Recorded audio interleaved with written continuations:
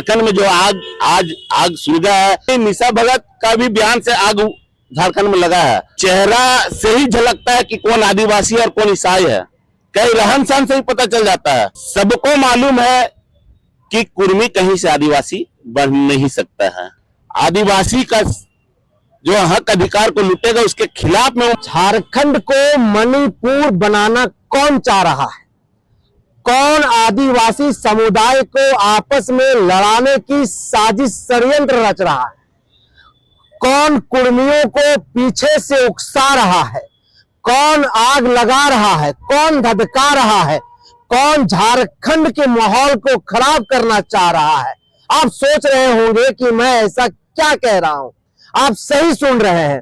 पिछले 1.5-2 महीने से झारखंड में अगर आप देखिएगा तो एक आंदोलन सुलगता हुआ दिखाई दे रहा है, जल रहा है, धधक रहा है।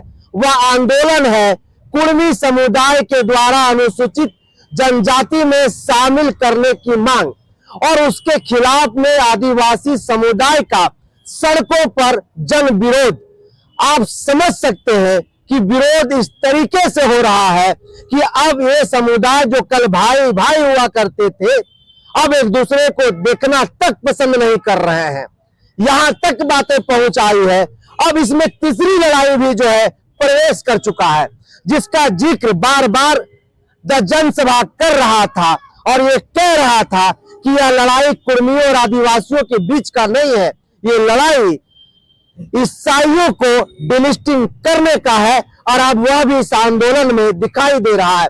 हमारे साथ इन्हीं सब मुद्दों पर बातचीत करने के लिए सूरज टोप्पो है। सरना सदान मूलवासी मंच के कार्यकारी अध्यक्ष है, समाज के अगुवा है, युवाओं में एक मजबूत पकड़, समाज में जो है एक मजबूत पकड़ रखते हैं। बातचीत करते हैं। सूरज दा, झारखंड को कौन सुलगा रहा है? कौन दो समुदायों को आपस में लड़ाने की राजनीतिक षड्यंत्र रच रहा है? सबसे पहले तो मेरी ओर से आपका चैनल को झारखंडी जोहार, आपको फॉलोवर को झारखंडी जोहार है। देखिए, भरम तो सबसे पहला पालना छोड़ दें कि दो समाज के बीच लड़ाई हो रहा है। देखिए, साफ से कहना मेरा है कि संविधान में सबको अधिकार मिला हुआ है अपने हक अधिकार को लड़ने के लिए। उसी क्रम में कुर्मी समाज भी अपने हक अधिकार को लेकर अपने आवाजों को बुलंद किया, और उसी के खिलाफ में समस्त आदिवासी अपने हक अधिकार या अपने आरक्षण को बचाने के लिए, अपनी संस्कृति परंपरा को बचाने के लिए हुंकार भरने का काम किया।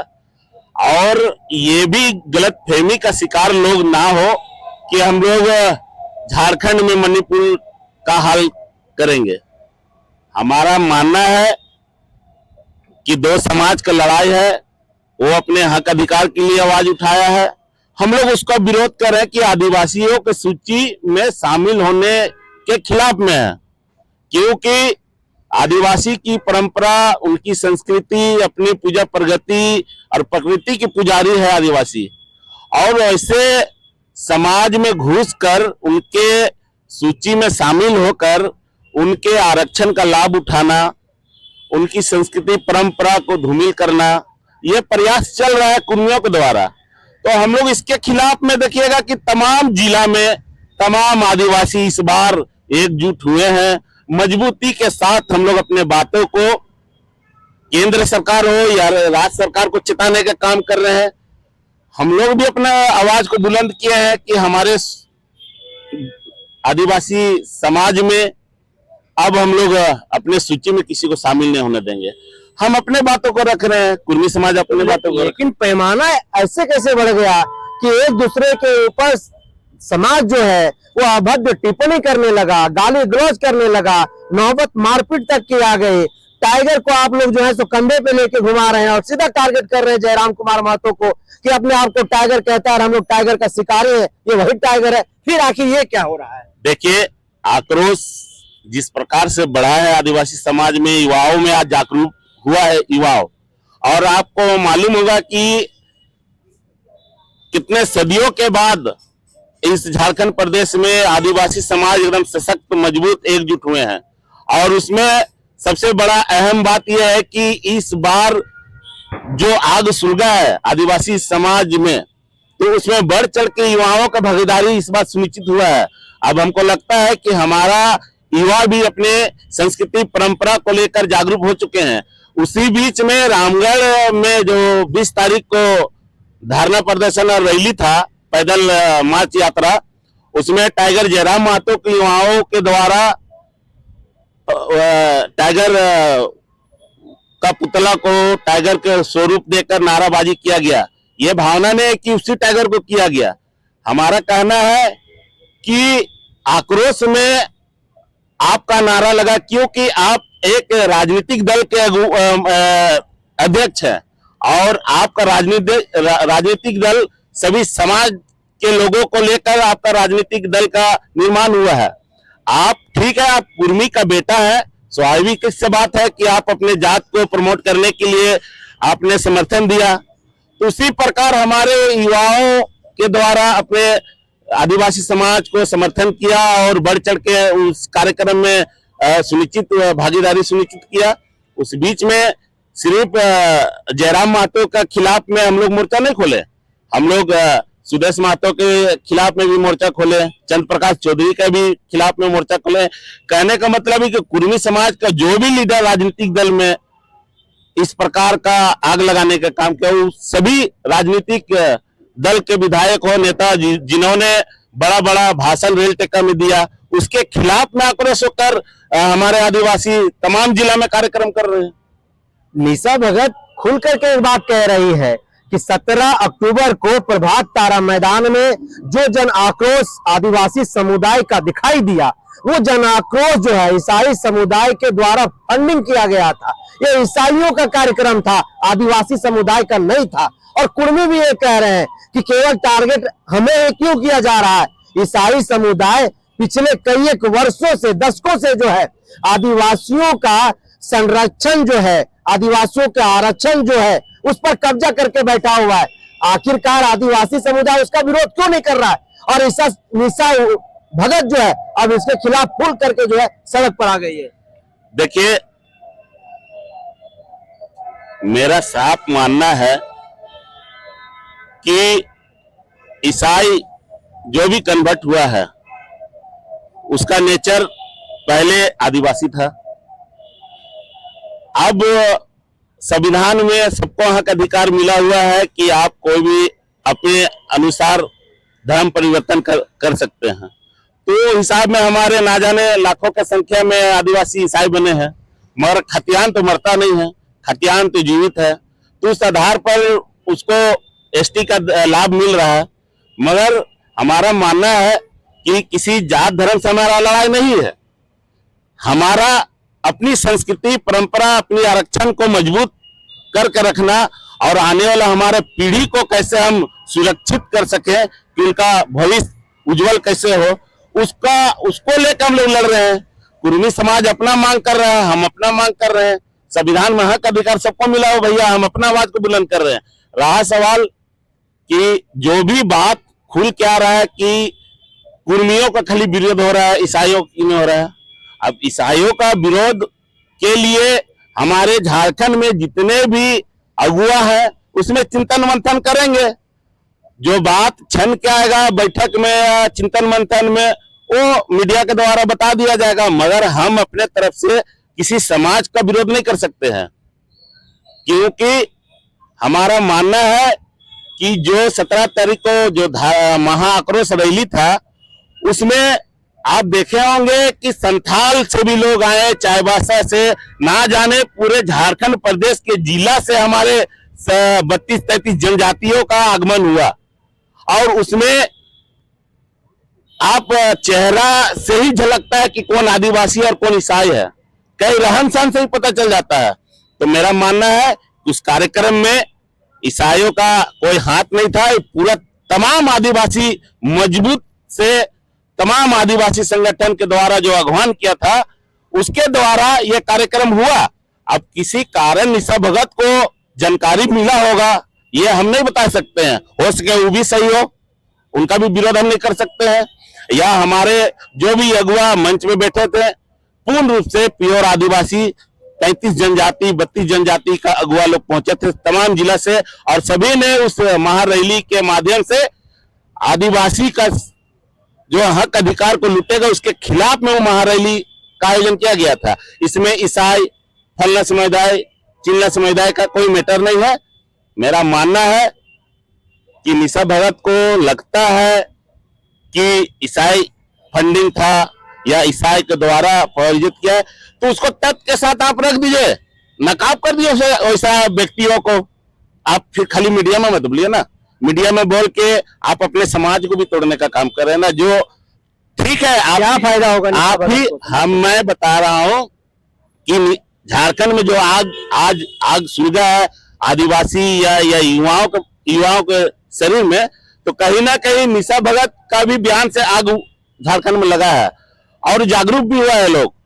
जिस तरह से बयान देते हैं एग्रीव होकर, तो हिसाब से युवा लोग भी अपने संस्कृति, धर्म, पूजा प्रगति, अपने आरक्षण को लेकर सब में जागरूक हुआ है। हम निशा भगत को भी गलत नहीं बोलेंगे, मगर मेरा कहना है कि आप अपने इतना सुंदर झारखंड में जो आदिवासी आज एक हुए हैं, उसको आप कुछ शब्द से आप सबका मनोबल तोड़ने का भी काम कर रहे हैं। निशा भगत समाज को तोड़ रही है, आप ये कह रहे हैं? नहीं, तोड़ने का बात नहीं कर रहे हैं, मतलब आपके भाषण से ऐसा लग रहा है कि पूरा चर्चा कर रहे हैं अगुआ लोग कि निशा भगत इस तरह से बयान दे रहा है आदिवासी बेटी होकर, कहीं ना कहीं समाज को बिखारने का भी काम कर रहे हैं। हम तो ये कहेंगे कि निशा दी से कि आप समाज के अगुआ, आपको पूरे झारखंड प्रदेश माना है, तमाम जिला में आप जा रहे हैं, कार्यक्रम कर रहे अपने समाज के लिए, और मुखरता के साथ आप अपने समाज को मजबूती के लिए मंचों से भाषण दे रहे हैं और समाज को जागरूक भी कर रहे हैं। तो ऐसा भी ना करें बयान कि अपने जिस मंच से आप गए और उसी गांव में दूसरे दिन आपके खिलाफ में चर्चा हो, तो यह शोभा नहीं दे रहा है। आपको ईसाई से प्रॉब्लम है तो पूरे तथ्य के साथ तमाम झारखंड के आदिवासी संगठन को एक करें और उसमें चिंतन मंथन का जरूरत है। इसमें लड़ाई करना हमको लगता है उचित नहीं है। क्या रणनीति है आगे की आदिवासी समाज का कुर्मी समुदाय के द्वारा जो अनुसूचित जनजाति में शामिल करने की जो मांग को लेकर के आंदोलन वो लोग लगातार कर रहे हैं, आगे की रणनीति क्या है समाज की? देखिए, आदिवासी समाज को मजबूती के लिए तमाम आदिवासी संगठन आज एक मंच में है। सबका मंच अलग अलग था, सब अपने स्तर से आदिवासी समाज के लिए, हित के लिए काम करते थे, मगर इस बार कुर्मी के खिलाफ में तमाम आदिवासी मंच एक मंच में आकर हुंकार भरने का काम किया। यह बहुत बड़ा झारखंड के आदिवासी के लिए उपलब्धि है कि एक मंच में आ गए हम लोग। दूसरी चीज क्या है कि आदिवासी संगठन के साथ साथ अपने स्तर से, अपने प्रयास से लोग हर जिला में कार्यक्रम कर रहे हैं और उसी का स्वरूप निशा भगत भी है। हम कह सकते तो ज्योत्सना करकट्टा के भी हुंकार से युवा में जागरूकता बढ़ा है। हमारे जितने भी सरना समिति के हमारे अगुवा हैं, उनके एग्रेसिव भाषण से भी आदिवासी समाज में जागरूक पड़ा है। तो जो भी निर्णय समाज के द्वारा, आदिवासी संगठन के द्वारा जो निर्णय आएगा, बहुत जल्द आगे का रणनीति हमारे तमाम अगुवा के द्वारा मीडिया के माध्यम से हो, अखबार के माध्यम से हो, ये देखने को मिलेगा। अभी अपने अपने गांव जिला में लोग अपने स्तर से कार्यक्रम कर रहे हैं और जिस प्रकार से अभी 26 तारीख को सरना स्थल में तमाम युवाओं का एक बैठक है, तमाम जिला से युवाओं का दर्शन हुआ और समीक्षक बैठक है। उसके बाद समीक्षक बैठक में आगे का रणनीति बनाया जाएगा युवाओं के द्वारा कि झारखंड प्रदेश में और हम लोग अपने समाज के लिए, बेहतरी के लिए हम लोग कौन सा कदम उठाए और अपने समाज को मजबूत करें। झारखंड में एक सवाल गूंज रहा है, लोग ये पूछ रहे हैं, ये जानना चाह रहे हैं कि कुर्मी समुदाय जब अनुसूचित जनजाति में शामिल करने की मांग कर रहा है और आदिवासी समाज उसके खिलाफ में, विरोध में सड़क पर है, वैसे वक्त में झारखंड के बड़े नेताओं में शुमार जो लोग हैं, चाहे वो हम, चंपई सोरेन की बात करें, अर्जुन मुंडा की हम बात करें, हेमंत सोरेन की हम बात करें, कल्पना मुर्मू सोरेन की हम बात करें, बाबूलाल मरांडी की हम बात करें, और अन्य ऐसे दर्जनों बड़े नेता हैं झारखंड प्रदेश में आदिवासी समाज के, वो मौन क्यों है? क्या कारण लग रहा है समाज को? देखिए, सबसे पहले बात तो जितने भी हमारे 28 विधायक जो आज सांसद भी हैं, विधायक भी हैं और मंत्री भी हैं, और सभी विभिन्न विभिन्न दल से हैं, तो मेरा मानना है कि जब किसी दल में आप विधायक हैं तो दल के बिना निर्णय के अनुकूल आप कोई बयान नहीं दे सकते हैं।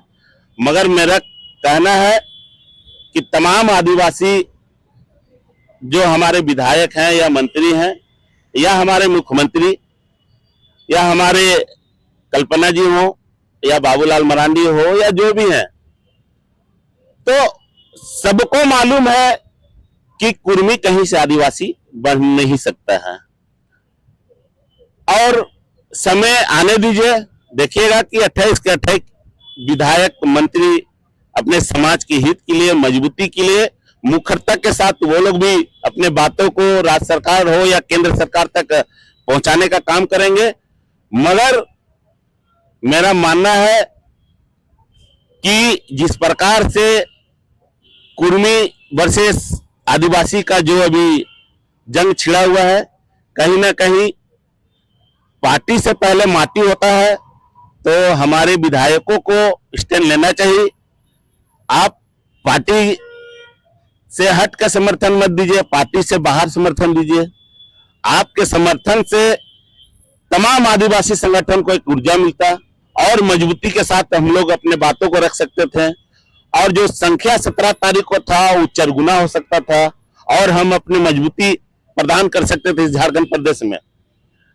और आपके चैनल के माध्यम से हम आग्रह भी करते हैं कि तमाम विधायक, हमारे जो 28 के 28 विधायक हैं, उस कुर्मी समाज जब एसटी के सूची में शामिल हो जाएगा तो आपका भी खतरा तो उसी 28 विधानसभा में होगा।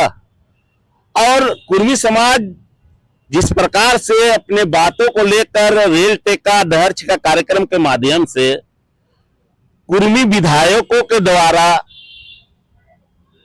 रेल कार्यक्रम में सड़क में उतरने का काम किया, उसी प्रकार से हमारे 28 के 28 विधायकों को भी उतरना पड़ेगा अपने समाज को मजबूती के लिए।